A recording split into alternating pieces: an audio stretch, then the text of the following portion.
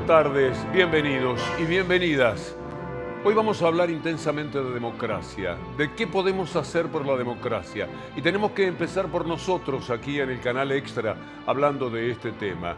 Porque democracia es libertad de expresión y libertad de información. Ustedes tienen el derecho a la información y la están conculcando. Justamente medios de comunicación, parece mentira. Cualquiera sabe que las inmensas fortunas y desastres realizados por el Grupo Clarín tienen que ver con la libertad de expresión. En nombre de la libertad de expresión ha mentido de la peor manera, ha estigmatizado, perseguido y encarcelado gente en la República Argentina. Pero cuando tiene que ceder la posibilidad de que haya libertad de expresión para otros, ha puesto siempre que pudo algún tapón.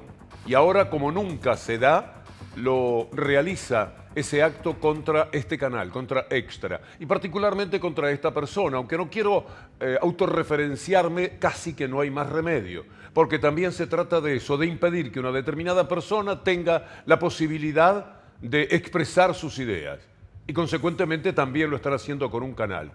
Y quiero decirles que en este canal se trabajan demasiadas familias, decenas de familias están en esto que es nuevo, que es un sueño, y que queremos llevar adelante de la mejor manera posible.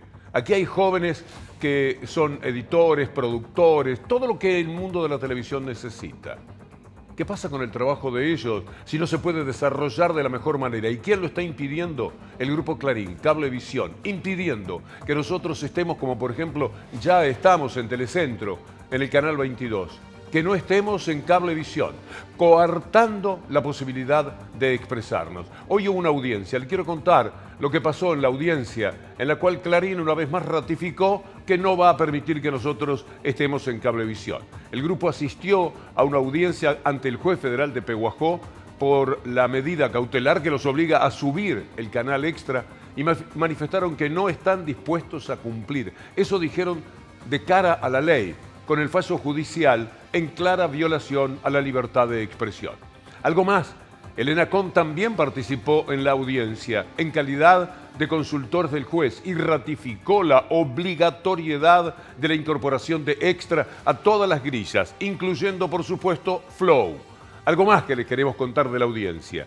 Pese a la reticencia del Grupo Clarín de ser regulado por las leyes argentinas, el ENACOM ratificó que Cablevisión Flow tiene una licencia TIC que para mantenerla debe ajustarse a la normativa vigente. Por consiguiente, realizar las inversiones necesarias para que Extra pueda hacer subida a su grilla, si fuera verdad el impedimento que ellos han querido manifestar. Por último, el Grupo Clarín siempre consintió la subida a su grilla de los canales obligatorios, habiendo aceptado siempre y sin ningún reparo, por ejemplo, la incorporación del canal La Nación Más a su grilla. Por supuesto, porque juegan en tándem. La democracia se gana votando, pero también la democracia se gana participando, y participando de una manera tal que a los ciudadanos y ciudadanas les llegue la información más variada, la que tenga mayor cantidad de matices. Están privando el matiz extra de este canal en Cablevisión. Y por supuesto que vamos a dar toda la lucha que sea necesaria y naturalmente que contamos con ustedes como corresponde. Ya estamos hablando de la democracia y cuando hablamos de la democracia pienso en lo que dijo ayer Axel Kicillof en Ensenada sobre qué es lo que se está jugando en este tiempo tan difícil. Estamos adelante de una de las elecciones más decisivas, cruciales. Estamos cerca de un día en el que se resuelve cuál es el próximo gobierno de la Argentina y de la provincia. Se resuelve qué va a ocurrir en nuestro país durante los próximos 10, 15, 20 años. Compañeros, compañeras, nos estamos jugando la vida nuestra, nos estamos jugando el trabajo, la salud, la educación, el futuro de nuestros hijos. Es mucho lo que hay en juego, nada menos que la democracia, para empezar, por eso nuestra lucha también. Naturalmente que del otro lado de lo que se ocupan fundamentalmente es de pensar cómo conculcar los derechos que han conseguido los argentinos y las argentinas. Vean ustedes lo que propone Patricia Bullrich. Pero vamos a hacer reformas laborales, vamos a hacer reformas impositivas. Hoy un juicio laboral se te lleva a una empresa.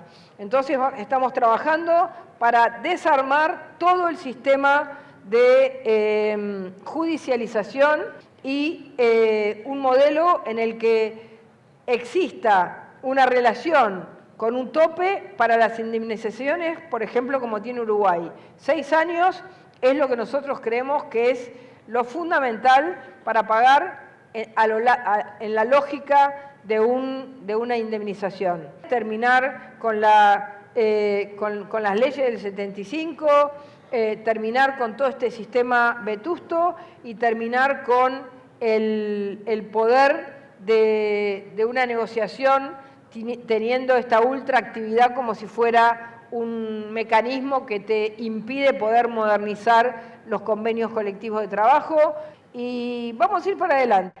No se puede creer que lo diga de esta manera. Algo pasó en el mundo, indudablemente. La ola de la derecha se lleva todo por delante. En una época, hace muchos años, cuando era jovencito y no tan joven, el Ku Klux Klan se ponía unas fundas, se tapaban la cabeza, ocultaban quiénes eran.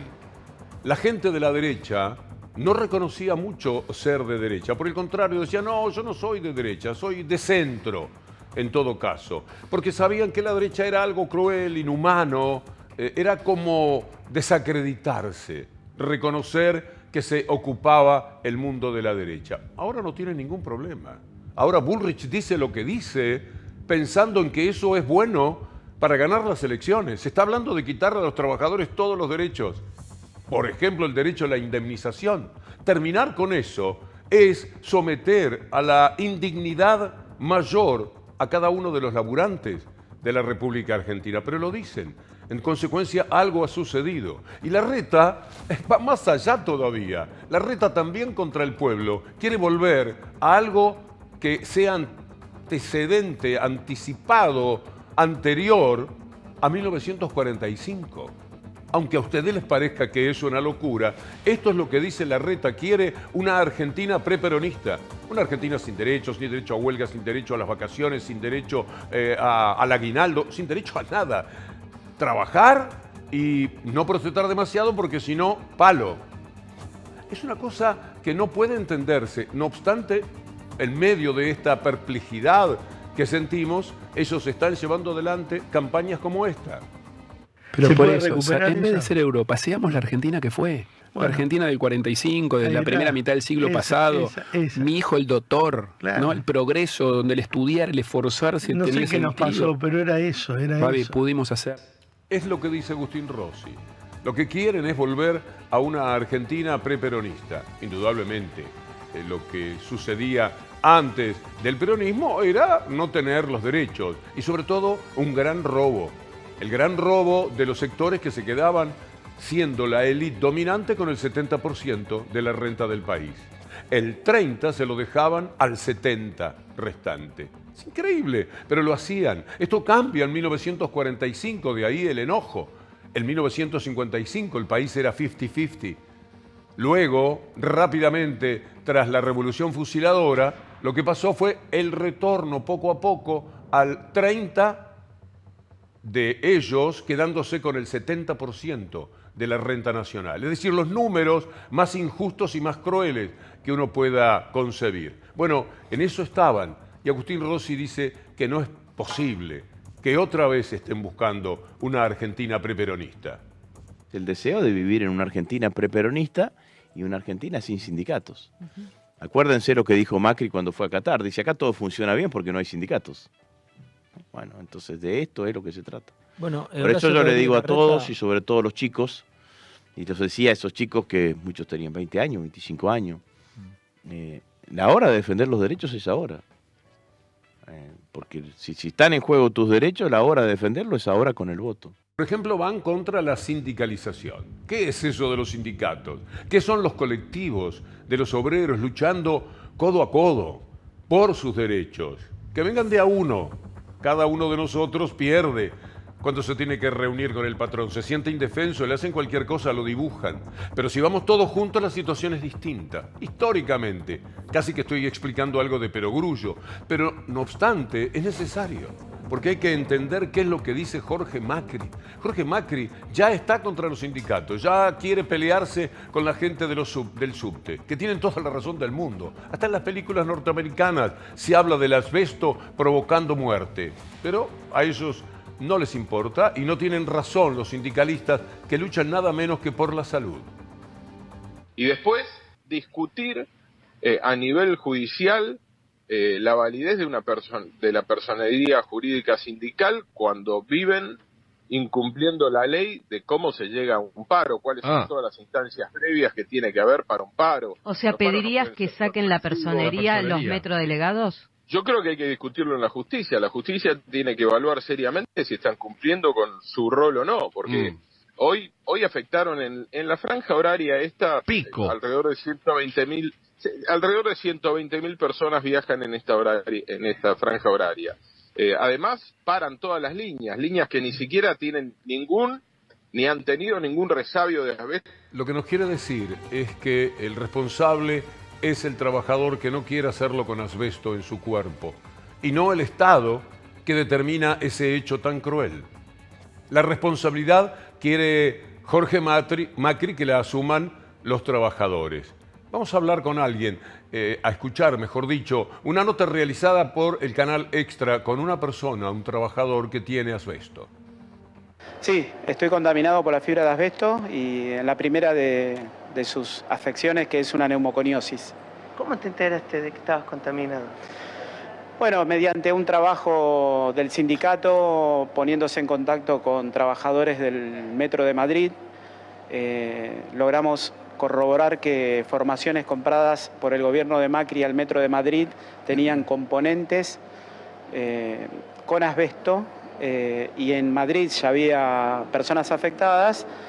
Nosotros, al trabajar con los mismos componentes, logramos, fue una lucha obviamente, que la empresa y la RT nos controlen los pulmones, y lamentablemente en mi lugar de trabajo, en la primera tanda de exámenes, aparecieron 11 afectados, entre ellos. Ya murió gente, pero a Jorge Macri no le importa. Ya hay muchísimos enfermos, pero a Jorge Macri lo que le interesa es que estén ahí cumpliendo con su tarea a rajatabla, para no tener que explicarle a la población qué es el asbesto, por qué compraron aquellos malditos trenes, por qué la gente tiene que defenderse de semejante ataque del Estado a la condición de los trabajadores. Es tan inadmisible que en muchos tramos de este programa uno siente que está diciendo algo que para ustedes es una sorpresa. ¿Y por qué me lo dice? Si está tan claro, si es tan evidente. Aunque parezca exagerado, esa evidencia que está sobre la mesa, ellos la desatienden, como sucede con Jorge Macri. Mire lo que pasa con el salario, con el deterioro que se está produciendo, porque también van por un derecho tan elemental como el salario, como si fuera justo hoy día, cuando el salario está en un nivel tan bajo. Candidatos de la derecha a boca de jarro, sin careta, andan deambulando por los canales de televisión porteño, no con promesas electorales, sino con amenazas. Lo vemos proponer no solo la flexibilización laboral, hablan de la quita de derechos como el aguinaldo, como las vacaciones, hablan de sacar los convenios colectivos, hablan directamente de que nos han hecho creer que un trabajador puede tener un buen laburo, vacaciones, que puede tener dignidad. Eso dicen y eso parece tan sencillo. De veras, si usted, trabajador, tiene dinero en el bolsillo, normalmente lo gasta, mucho más en épocas en las que se pierde incluso la capacidad de ahorro. Eso mueve la economía. Y mueve la economía también de ellos. Es un problema ideológico. Siempre les ha ido bien con el buen salario y con el respeto al trabajador. Hasta el 2015 Hicieron tanto, pero tanto dinero las empresas que no lo podían creer, pero tenían lo ideológico. Ellos no quieren que los sectores medios tengan sus representantes y que les den las órdenes que el poder político trata de emitir en la lucha, en la controversia contra las corporaciones. Pero les va mejor, es lógico. Si usted tiene para gastar, gasta. Y si gasta, gasta en harina, en aceite, en tomates, en lo que ellos tienen para vender. Y usted tiene para comprar. ¿Por qué quieren el salario tan pero tan bajo? ¿Por qué lo quieren tan deprimido? Para vivir de las exportaciones en una calidad de vida que solamente atiende a un porcentaje mínimo de la población. Me parece que no hay derecho. Por eso hay que insistir en que el salario es la movida más importante. Lo dice muy bien Paco Manrique de Esmata, que sabe lo que es ponerle dinero en el bolsillo al trabajador. Los sueldos también tienen la posibilidad de dinamizar el mercado interno y a su vez esa dinámica poder dar posibilidades de que se creen nuevos puestos de trabajo. No olvidemos que tenemos más de 5 millones de argentinos y argentinas. Pero ellos quieren destruirlo todo. Así como le digo, hasta los ministerios. Un ministerio que deja de serlo, deja de dar el servicio que corresponde, por ejemplo, si fuera el Ministerio del Trabajo, como ya sucedió, para hacer una tarea que permita llegar al bienestar del trabajador, hay que recorrer otras oficinas y otros caminos para poder estudiar el tema que se propone. Esto es lo que quieren hacer, por ejemplo, en la derecha de Milei. Mire este anuncio. Una de las grandes innovaciones que implementaremos en nuestra gestión es la reforma completa de los ministerios de Salud, Desarrollo Social y Trabajo y Educación en un solo ministerio, que es el Ministerio de Capital Humano, para atacar de manera conjunta el problema del desarrollo adecuado de los argentinos en situaciones... Quiero ser respetuoso, pero ¿cómo hicieron los medios para instalar que este hombre podía hacerse cargo de nuestras vidas? Que podía llevar a sectores juveniles, por ejemplo, hacia una mejor condición, hacia estudiar más, trabajar más, capacitarse más. Cuando uno ve esto, no puede creer las cosas que nos hacen. Bueno, eso es el poder real. La instalación de este hombre tuvo que ver con 300 reportajes, 100 más que el que estaba segundo, hechos por los medios de comunicación, presentándolo como alguien que tenía cosas para decir, y fue ganando un terreno y en determinado momento pareció que podía llegar a ser hasta un presidenciable. ¿No parece cuento? Sí, me parece que parece un cuento. Pero también hay otros personajes que han transitado por la vida política tan pobremente. Sabe lo que es Pinedo, lo que significa Pinedo. De verdad que no es gran cosa. En términos políticos, no hablamos de lo humano, pero en lo político es poca cosa. Sin embargo, es el hombre que está pugnando, y no desde las sombras, por un estallido social. Es una ingeniería financiera lo que hay que hacer, buscando socios que te digan: yo banco a la Argentina. No se preocupen, pueden levantar el cepo, que si hay alguna corrida o algo yo la banco, pero que seguramente si existe ese respaldo no hace falta hacer nada, simplemente hay gente que va a empezar a traer dólares y el cepo se va a levantar solo. La otra posibilidad es que el cepo se levante antes, porque si explota todo por los aires porque no hay más dólares, a lo mejor se produce una devaluación forzosa antes. Es una ingeniería financiera lo que hay que hacer. Es de defender la inclusión. Que te digan, La tarea, la lucha es por defender la inclusión. Hace unos cientos de años leía una nota de un gran pensador que tenemos, que es Eduardo Schill, en Disparan desde del Campanario. Es una página especial. Y a la pasada hablaba del malthusianismo. Recuerdo de tiempos juveniles quién es Malthus. Robert Malthus, un pensador inglés que decía que estaban creciendo tanto los pobres y los bienes iban más lentamente, y que por lo tanto había que detener eso, porque si no se iba a terminar la humanidad. El tema y el desafío para la humanidad es justamente incluir, no dejar de lado, no decir, bueno, son demasiados, que se mueran, que pase cualquier cosa, que es lo que el neoliberalismo aporta hoy día en la discusión. La meritocracia, ¿yo qué voy a hacer? Yo la peleé, estoy bien, no tengo que ocuparme de los demás. Que se arreglen. Esta es una idea tan insolidaria, tan bochornosa, tan indignante para la condición humana, y sin embargo es la que pregona el sector de la derecha, los sectores de la derecha. Por eso se animan a decir: basta de la indemnización, basta de los derechos de los laburantes. se animan. Mire esto que queremos compartir con usted como última idea de este tramo, aunque todo lo que hacemos hoy tiene que ver con luchar por la democracia. Crisis habitacional en la Argentina. 1 de cada 3 hogares no cuenta con una vivienda adecuada. Esta es la realidad y hay que incluir y hay que pelear por hacer un mundo mejor. Por eso precisamos de la democracia y defenderla es también participar y participar sin enojarse. En realidad, cuando uno desde la derecha se pronuncia, le resulta más fácil que cuando es desde la izquierda, porque esa es también un asunto referido al poder. El poder real permite que cualquiera se pronuncie, como vamos a escuchar a continuación, a favor de un voto que tiene que ver con derechas de la Argentina. Ahora, la sanción para los que se expresan desde la vereda de enfrente es muy dolorosa y muy persistente. Y han hecho ya demasiado daño. Vamos a ver, habla Flavio Mendoza, un conocido artista, que pide el voto para Larreta. Escuchémoslo. ¿Cómo están? Bueno, faltan muy poquitos días para las elecciones y yo quiero dar todo mi apoyo a Horacio Rodríguez Larreta. Es una persona que conozco hace muchos... Gente de teatro.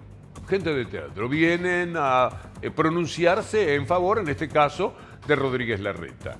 Pero en cambio, la Chipi, tan conocida, y Daddy Brieva, tan amigo, tienen que cuidarse, no se pueden arriesgar los dos, no pueden opinar ambos, porque procuran destruirlos al mismo tiempo. Es dar demasiada ventaja, y así no vale. Porque yo estoy de acuerdo que Flavio Mendoza diga lo que dice. Está muy bien, es su punto de vista, su manera de ver el mundo, lo que piensa que será mejor para la Argentina. Bueno, allá Flavio Mendoza. Pero ¿por qué Daddy Brieva, que es también un hombre de teatro, un hombre de los medios, no puede manifestar lo que siente? O su compañera la Chipi. Escuchémoslo en una nota realizada hoy por Cintia García. Nosotros teníamos como con Daddy una forma de autoprotegernos, que era que él habla de política y yo no, porque ya era demasiado ver que nos peguen a los dos. Lo habíamos visto en el matrimonio Charri y Duplá, en donde los dos se manifestaban políticamente y le pegaban a los dos. Entonces teníamos como un acuerdo, vos hablas de política y yo no. Pero llegó un momento en que algo me movilizó un montón, ¿viste? Digo, ¿por qué yo no me puedo definir políticamente? ¿Por qué yo no puedo apoyar y decirlo públicamente? Si hay gente que por hacerlo dio su vida. Nosotros ya estamos acostumbrados a que nos peguen por tienen el cuero curtido. Yo me acuerdo que en Lama a la mañana dije, antes de que Cristina publicara Sinceramente, dije al aire Canal 13, prime time de la mañana, que iba a votar a Cristina o quien Cristina mande a votar. Y bueno, no te explico lo que fue y lo que sucedió por haber dicho. ¿Qué tenía de particular? ¿Qué tiene de malo? Malo es no poder respetar al que piensa distinto, no poder acordar el derecho que tiene de manifestar su pasión, su seguimiento, su admiración y su voto hacia determinada persona. Pero comprometerse es algo que termina siendo grave, se paga muy caro por parte de gente como Daddy Brieva. Ahora bien, ¿por qué lo hacen? A ver cómo lo explica. La verdad que me siento muy orgulloso. Y cuando me dicen, Daddy, vos tenés mucho que perder, vos perdiste mucho, yo digo, no, perdieron los 30.000 que tenían 21 años, que tenían un proyecto de vida y que quedaron truncados y que los cagaron a palos, los torturaron y los mataron y desaparecieron sus cuerpos. Eso pusieron lo que yo hoy no estoy poniendo. Así que yo vivo bien, mi mujer vive bien, solamente nos expresamos. Y a partir de esa expresión, como la haces vos, Cintia, también tenemos una responsabilidad y la asumimos como tal. Ayer algunos artistas se expresaron por Horacio Rodríguez Larreta, pero dijeron, a mí no me interesa la política, pero a ver por quién van, por el PRO. Oh, mira vos. Y no cobran ningún sobre. ¿Y por quién van por el PRO? Ellos sí. Qué loco, no tenés ningún peronista artista que esté participando en política, ni que esté en el Parla Sur, como Beto Brandoni, ninguno, que no está mal, pero digo... Pero sinceremos. Pero claro, salgamos del closet. A ver, yo te muestro, mostrame vos también, porque si vos vas a ser independiente y solo te interesa el bien común de la Argentina y yo soy un artista acá, anda a cagar. Pero bueno. Hay que defender la política. Esto es lo que siente Pablo Echarri, lo que ha practicado. Por supuesto que podía elegir la comodidad. Ser Pablo Echarri, una figura entrañable, amada desde hace tantos años, se queda quieto en su casa, vota en silencio, no participa, pero eso sí, no colabora en el juego democrático, de la participación, hasta la emoción de jugar por ideas que siente.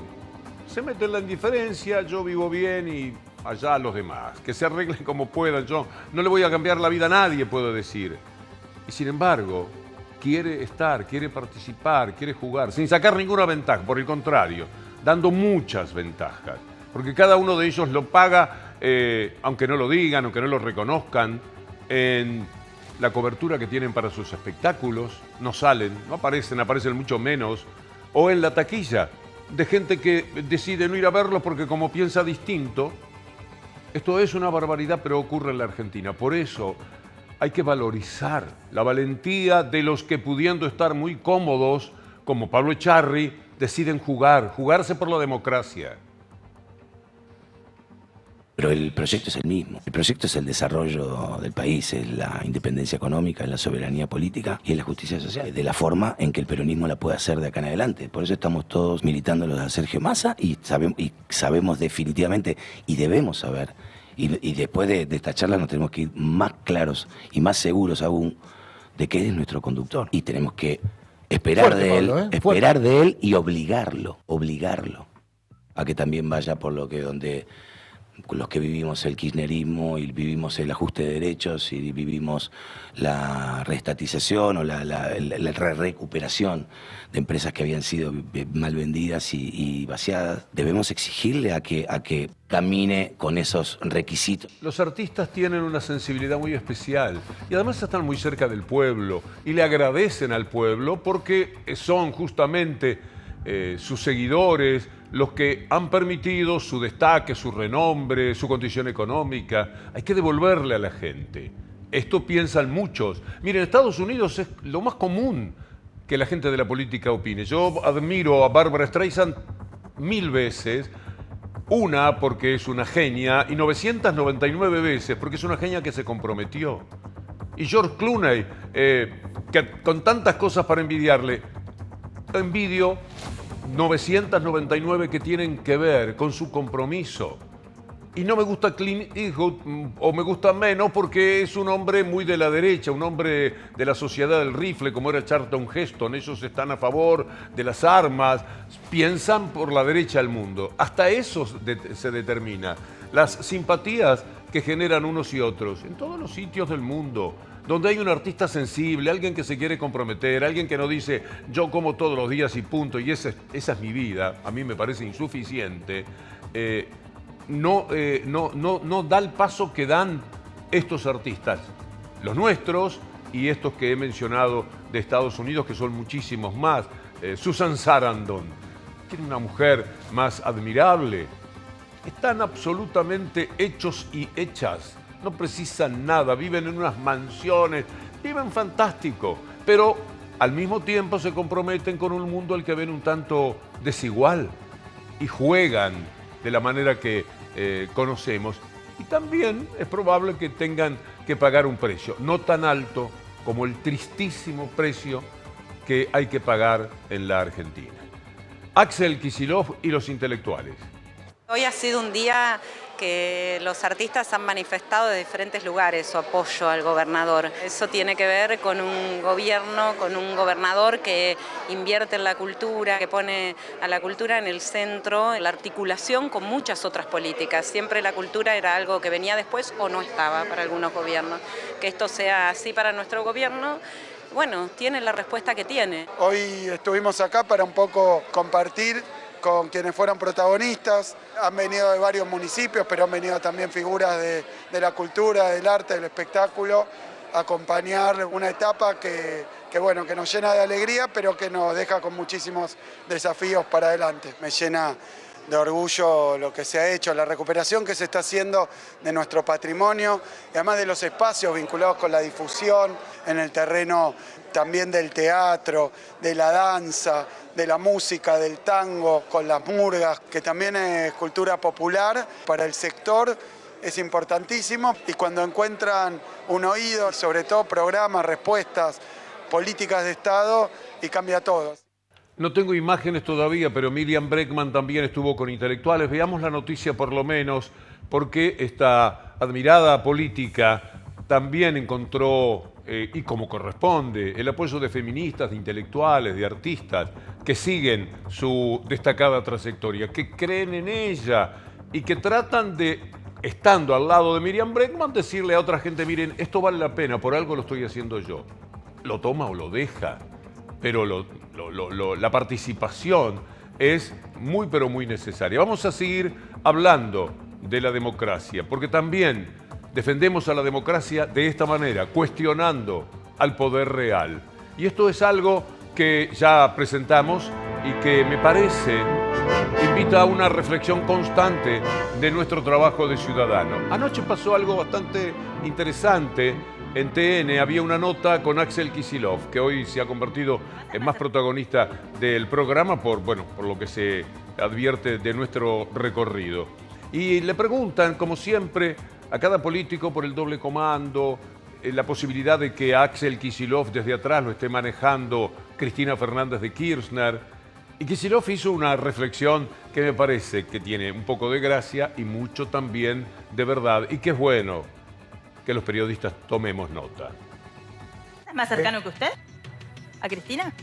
No sé, depende de qué. Hoy debe hablar muy seguido porque ella es vicepresidenta y él su ministro de Economía, como lógicamente. Así que, no, a veces hay una clave medio, ustedes me decían, de peluquería, chimentero, qué sé yo, sí, sobre la política, que yo lo digo con todo el respeto, no se aplica a cómo es la cosa. Es como que yo le pregunte, che, su laburo, ¿cómo es? Van ahí atrás y Manieto les dicta las preguntas.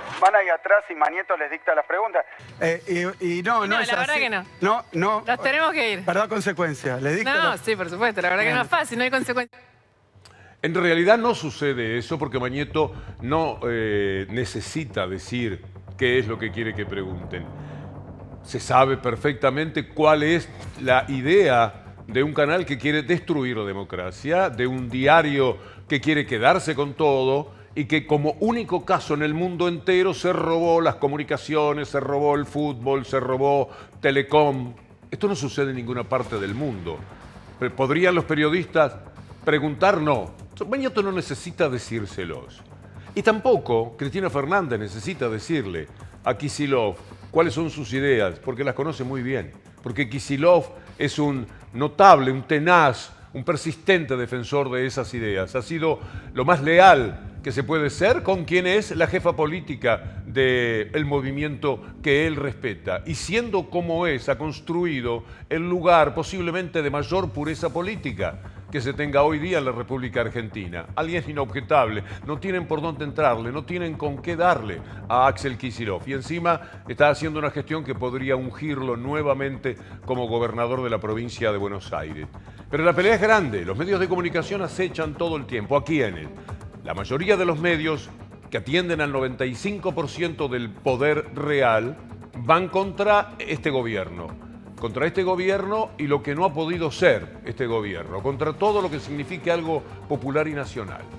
Lo hacen cada día, en cada pregunta, en cada programa, en cada participación, en cada hoja. Lo hacen en forma constante. Encuentran al ministro de Economía y, por supuesto, lo van a mortificar con alguna pregunta, a ver cómo es.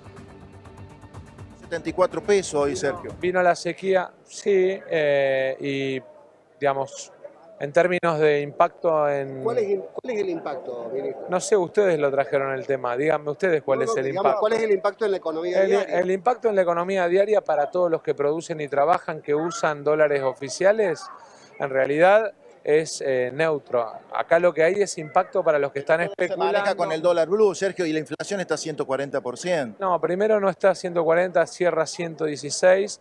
Segundo, me gustaría que pongas sobre la mesa que perdimos 21.000 millones de dólares, que es el 25% de las exportaciones argentinas entre enero y marzo. porque, digamos, es muy fácil hablar y agarrar un micrófono y hacer preguntas haciéndose el picante, pero la Argentina perdió el 25% de sus exportaciones. Yo no me hago el picante, Sergio, lo hago con respeto por lo que vive la gente. La segunda vez no fuiste respetuoso y a mí no me gusta. Lo que sucede es que este periodista o el que sea está respondiendo a las consignas de sus medios y esos son los importantes. A los que hay que referirse siempre es a los dueños de los medios, que son los que... Este chico no es Telecom, este chico no es Nextel, no recibe absolutamente nada, recibe un sueldo, probablemente muy bajo porque es gente que paga mal, en general, salvo a las grandes figuras. Por consiguiente, el que roba, el que se queda con todo a través de mentiras o de esconder verdades, como la gran derrota que se tuvo frente a la sequía, son los dueños de los medios. A los que hay que ir a pelear es a ellos. Déjelo pasar al periodista. Está bien, en el momento a uno le da mucha bronca que vengan micrófono en mano a no dejarlo ni siquiera hablar. Por ese lado se entiende. Pero no perdamos de vista quiénes son los enemigos de la democracia. No perdamos de vista quiénes son los que tenemos que enfrentar en el día a día. Quiénes son los que se roban y se quedan todo. Y lo hacen a través de mandar periodistas que preguntan barbaridades o cosas que no se sostienen, o cuestiones fuera de contexto, o cuestiones que son simplemente crueles. ¿Para qué? Para deteriorar a esa figura, a ese gobierno, y para que el jefe que está detrás, el dueño de todo, el que está detrás, luego pueda, horadada que fue la democracia, poner a la gente que él quiera para gobernar. Y cuando está la gente que él quiera para gobernar, se queda con todo. Vio como en el casino, cuando se tiran sobre la mesa y traen todas las fichas. Esto es lo que hace todos los días esa gente. Y esa es la pelea. Y ojalá que lo mismo que ocurrió con este periodista pase cuando tengan que verdaderamente revisar cuáles son los comportamientos de los que verdaderamente influyen en la vida nacional. Mire usted lo que son las tapas. Aquí está la verdad. Este periodista no puede hacer nada contra esto. Mire todas las tapas que tiró el miserable Grupo Clarín. El mafioso Grupo Clarín. Esto es mafia, esto es trabajar contra el país. Todas estas tapas, muchas más, no me caben en la pantalla, tienen que ver con el impulso al dólar blue. Todo el día, todo el tiempo. En sus pantallas tienen 300 canales que se robaron con el fútbol. Tienen todos los diarios del interior importantes que se quedaron con papel prensa, con las manos chorreándole sangre. Bueno, ya ahora están pegoteadas por el tiempo. Y con eso consiguen hacer lo que quieren con el país. ¿Cuánto quieren que cueste el dólar? ¿Sabe quién es el principal comprador de dólar futuro casi siempre? Héctor Mañeto. ¿Sabe quién fue el principal comprador de dólares en la causa que la tiene a Cristina Fernández de Kirchner y a Kicillof, que no puede ni vender un auto si quisiera, por el tema dólar futuro? ¿Quién fue el mayor comprador? El señor Mañeto. Cablevisión, la que no nos deja salir en su grilla. 11 millones de dólares compraron. Dólar futuro, para trabajar con las tapas, y luego, si era Scioli el presidente, fenómeno, lo vamos a quebrar. Y si era Macri, no necesitaban. Tapa, tapa, tapa, tapa. Estos son aquellos a los que hay que enfrentar. El pobre periodista, micrófono en mano, temblando, tratando de hacer una buena nota para que cuando vuelva al canal le dije, tío, muy bien con Massa, que estuviste fantástico, muy bien. Y el dueño ni siquiera se entera de quién es. Así es la vida, lamentablemente, de muchos periodistas. Tendrían que tomar un poco más de nota porque también hay una cuestión de dignidad personal, del uso que a veces se intenta hacer de cada uno de nosotros y no deberíamos dejarlo pasar. Pero entre el periodista blandiendo micrófono y las tapas miserables de este grupo, hay que saber elegir cuál es el enemigo. El enemigo es el que se roba todo. Vamos a ver cómo La Nación estaba haciendo algo parecido. Fueron a preguntar por la deuda, etcétera, y tuvieron una respuesta que por lo menos permite poner una sonrisa en el desarrollo de nuestro programa. Vamos a hablar un poco con la gente para saber cómo hace, digamos, para por favor, Carola, el tema de los aumentos. Buen día, señor. ¿Cómo le va? Lo molesto para saber cómo hace para sobrellevar el tema de los aumentos del boleto de colectivo. y hay que recaudar para pagar la deuda externa que la dejaron los macristas. Mirá. Es lo único que quieres decir. Exactamente. Pero vamos a hablar. Y la democracia es también algo que hay que defender internacionalmente. Y da toda la sensación de que esa defensa tiene que ver, por ejemplo, con el Parlasur. Recibimos dos invitados muy especiales. Cecilia Nicolini, ¿qué tal? Muy buenas noches, ¿cómo estás? Bien, ¿todavía asesoran el gobierno? Soy secretaria de Cambio Climático y asesora presidencial ad honorem, y ahora tengo el honor de estar en la lista por el Parlasur. ¿En qué lugar? En quinto lugar. ¿Y Franco Metaza? Sí, ¿cómo estás, Víctor Hugo? Yo soy director de Relaciones Internacionales del Senado de la Nación y estoy sexto en la lista para el Parlasur. ¿Qué se puede hacer desde el Parlasur por la democracia? Creo que es fundamental. Todos los ámbitos de integración regional desde nuestros espacios son lugares que tenemos que trabajar y profundizar para lo que es, por un lado, la defensa de nuestros intereses como país de la soberanía y entender que la región, América Latina y el Caribe, la Patria Grande, son espacios que nos permiten también trabajar por estos derechos, por proteger los derechos que hemos conquistado, por seguir avanzando y creo que cuando la región va unida puede llegar más lejos. Hemos visto situaciones críticas cuando enfrentamos, por ejemplo, la pandemia, en donde uno ve que cuando la región va desunida, cuando realmente no podemos integrar bloques para poder en su momento acceder a las vacunas y demás, se hace más complejo. En nuestro caso, pudimos y tuvimos el honor de poder ayudar a los otros países que no han podido en ese caso acceder a las vacunas, pero siempre entendemos que en los espacios de integración son herramientas fundamentales. Tiene una herramienta clave que es el Observatorio de la Democracia.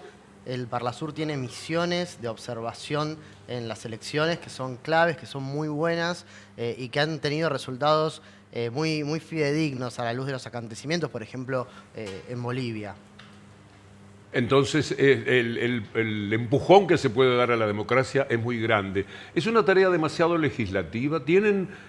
Pienso sobre todo en Cecilia, que ha sido tan ejecutiva, peleando por las vacunas, por ejemplo, y de pronto están en un ámbito que yo juzgo legislativo, es decir, deliberativo. ¿Están así?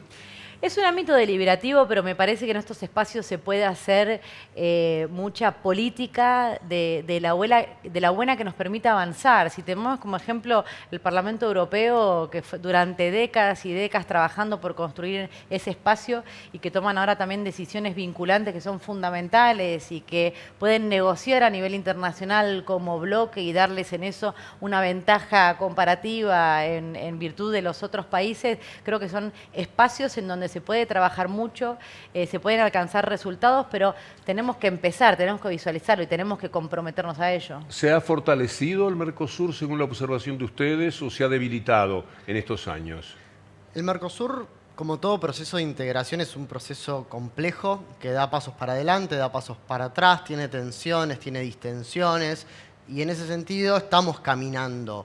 Se debilitó mucho cuando el gobierno de Macri omitió maliciosamente convocar a elecciones para esta categoría en el año 19, pero ahora estamos viniendo a resolver ese gris, ese limbo en el que había quedado la representación argentina del Parlasur, la representación directa, así que entiendo que como todo proceso de integración tiene sus vaivenes, pero tenemos que caminar para adelante. ¿Sí? No, que ahí justamente como decía Franco, viene una gran oportunidad. Estamos ante una situación, por ejemplo, de negociación con la Unión Europea. En todo lo que es la crisis climática, posibles barreras arancelarias que la Unión Europea va a poner y que una vez más va a afectar nuestras economías y a la postergación de nuestro desarrollo, porque de eso depende mucho de nuestras exportaciones. Entonces, como bloque, en este caso del Mercosur, tenemos que estar unidos, posicionados y encontrar esos ámbitos de construcción colectiva para que podamos también hacer frente a estas posibles barreras arancelarias que son los ajustes de carbono en frontera, la exportación de productos libres de deforestación y demás mecanismos que en algún punto tenemos que también poder sentarnos y negociar de par a par, porque muchas veces se ven estas diferencias y estas brechas, digamos, de negociación que nos ven como desde arriba, ¿no? Cuando nos ven desagregados y poco unidos, y eso es lo que no puede pasar. Yo siento que el Parlasur, este tipo de organismos, están haciendo la discusión y el estudio más tranquilo del tiempo que viene. Por ejemplo, el tema del cambio climático. Es decir, la vorágine de lo que pasa en cada país no la pueden atender, ni siquiera deben hacerlo.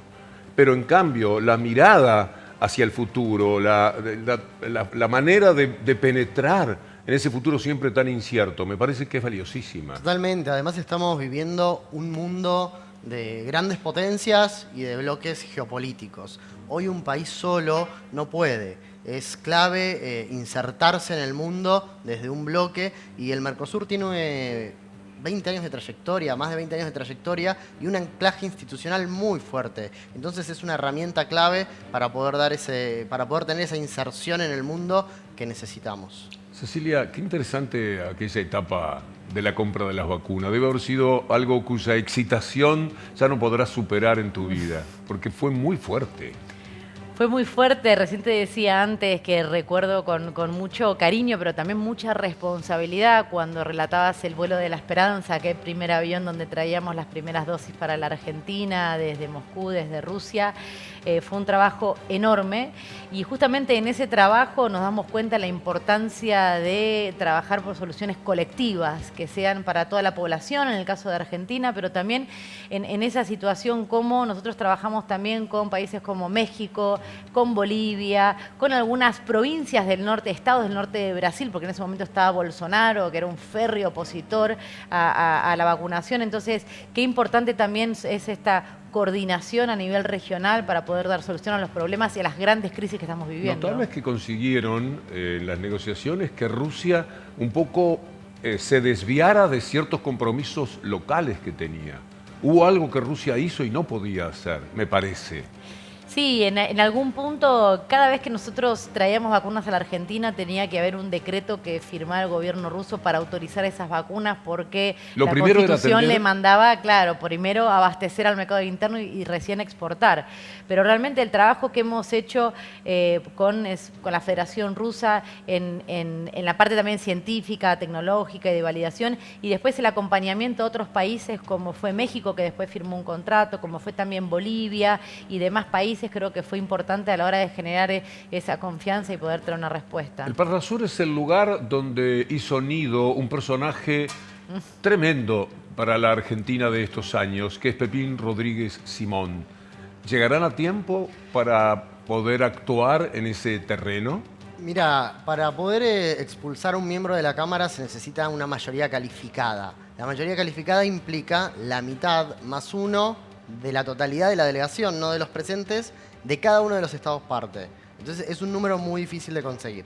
Lo que pasó con Pepín fue que se estuvo conectando a las sesiones, haciendo uso de la banca por Zoom, porque claro, estaba prófugo, estaría escondido en algún sucucho en Montevideo, y se conectaba por Zoom, y se le prohibió, el avance que se pudo dar es que se le prohibió asistir de manera virtual, digamos, tiene que asistir de manera presencial. Nunca más apareció. Bueno, no habla bien del Parlasur no haber tenido energía y eficacia para una medida que parecía inevitable, que no podía ser de otra manera. No puede ser que todavía esté allá. Yo creo que vos recién mencionabas algo importantísimo, Víctor Hugo, que es ¿para qué queremos un Parlasur fuerte? ¿Para qué queremos un Parlasur realmente que pueda responder a estas necesidades? Y yo creo que pensar las transiciones que tenemos que dar desde América Latina y el Caribe, pensar cómo entender la crisis climática como una oportunidad de desarrollo sostenible, con inclusión, pensar la transición energética, qué vamos a hacer con el litio, cómo vamos a desarrollar también tema de hidrógeno verde, parques eólicos, energías renovables, cómo vamos a trabajar para conservar y poner en valor nuestros servicios ecosistémicos que realmente son un gran apoyo, digamos, para el mundo como sumidero. O sea, ese es el rol, esos son los temas que tenemos que discutir y realmente poder darlas desde ahí, creo que es importantísimo. Quinto y sexto lugar ocupan ustedes. ¿Se puede? ¿Qué necesidad? ¿Cómo es la elección? ¿Que es un lugar de expectativa real? Es un sistema DONT. Nosotros, el Frente de Todos, en ese momento éramos el Frente para la Victoria, todavía en el año 15, entraron los primeros 8 con un 37,46% de los votos. Así que la ratio es un poco esa. Está bien, entonces. Ustedes están en una situación de buena expectativa, van a poder ser integrantes. ¿Cuántos suma la Argentina La Argentina tiene 43 parlamentarios del Mercosur, uno por cada provincia, ahí tenés 24, y los 19 restantes en un sistema DONT entre las principales fuerzas de la elección nacional. ¿Y cuando van y actúan, lo hacen cada uno por su lado o se entiende que hay un conjunto país que debería asumir? Hay dos dimensiones, está el conjunto país y se suelen defender los intereses del país en suma, y por otro lado los bloques, y hay agrupamientos políticos por afinidad política, por afinidad ideológica. ¿Se renueva todo el Parlasur? Sí, se renueva Los todo, ¿no? argentinos Sí, sí. los Totalmente, argentinos es decir, todos. empieza de cero. Sí, empieza de cero. Lo cual también es una posibilidad muy interesante, porque a mí me da la sensación que la gente ha valorizado lo que importa, la amistad, la relación, la negociación, la vida con los otros países, que estamos más internacionales. Justamente uno de los temas, y con Franco recién mencionabas que es muy posible que integremos el Parlasur con los resultados de la próxima elección, estamos empezando a trabajar, bueno, cuáles van a ser esos temas. Y por mi experiencia últimamente como negociadora ante la Convención de Cambio Climático, cuando vamos a las conferencias de las partes, a la COP, el año pasado Egipto, este año nos toca Dubái, siempre pasa lo mismo. Los demás países van unidos y abroquelados en bloques. Tenés los africanos por un lado, la Unión Europea, los países de Oceanía, que van todos juntos a la mesa de negociación y pueden avanzar y defender sus intereses y los intereses de sus países. Y lo que nos pasa siempre en América Latina y el Caribe, que casi va cada uno por su lado. Y en esas negociaciones y en esas discusiones no podemos avanzar nuestros objetivos de financiamiento para la transición climática, de las responsabilidades comunes pero diferenciadas que los países que tradicionalmente más han contaminado y más responsabilidad tienen puedan pagar por esas transiciones, y los temas que queremos poner en agenda. Entonces, estos espacios creo que nos dan la fortaleza para poder avanzar en esas cuestiones. Sí, y también es importante poner en valor la unidad que logramos, y creo que la lista del Parlasur expresa la unidad de Unión por la Patria. Cuando mirás en la lista hay gente de todas las provincias. ¿Algunos nombres? Es muy federal. Bueno, está la diputada actual Parlasur de Mendoza, Marina Femenía, está el gobernador Arcioni, Teresa Parodi encabeza la lista, que eso es muy importante. El Vasco de Mendiguren. Está el Vasco de Mendiguren. Fernanda Gil Lozano.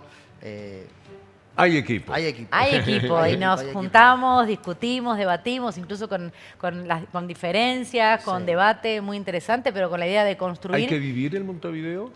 No necesariamente. Se viaja una vez, se sesiona una vez al mes, entonces cuando hay sesión se programan las comisiones los días anteriores para que sean viajes cortos, y todos los países, los distintos países que integran el Parlasur, se trasladan a Montevideo, que es allí donde está la sede del Mercosur en general y del Parlasur en particular. Bueno, pero en cada viaje aprovechen un poco esta linda Montevideo. Es muy lindo. Bueno, ahora tienen el problema del agua, esperemos que lo resuelvan para nuestros queridos vecinos uruguayos. Me da mucho gusto. Finalmente, uno de los dos, Cecilia, le dice a la gente por qué hay que votar pensando en el Parlasur. ¿El voto es automático, la lista es automática, o hay un pedido por afuera que tienen que hacer ustedes? No, la lista es una lista que va en conjunto con los candidatos a presidente y vicepresidente y con el resto de los candidatos.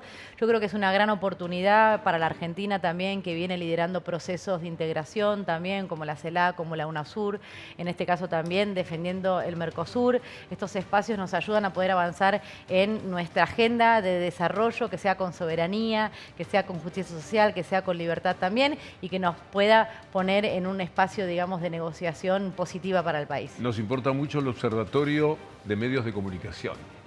En la medida en que a lo mejor todavía nosotros estamos en problemas para impulsar todo lo que corresponde, un canal que asegure el derecho a la información de toda la gente. Pero eso es otro tema, lo dejo casi como cierre por la forma en que empezamos el programa. Franco, Cecilia, muchas gracias. Muchas gracias a un vos. verdadero Gracias. placer. Un placer también. Y mucha suerte por el Gracias. Parlasur. Parlasur es nuestra manera de hablar de esta región, de esta parte del continente, de esta parte del mundo, que me parece sueña en tantos temas de la misma manera. Nos reencontramos mañana, Dios mediante. Hasta entonces.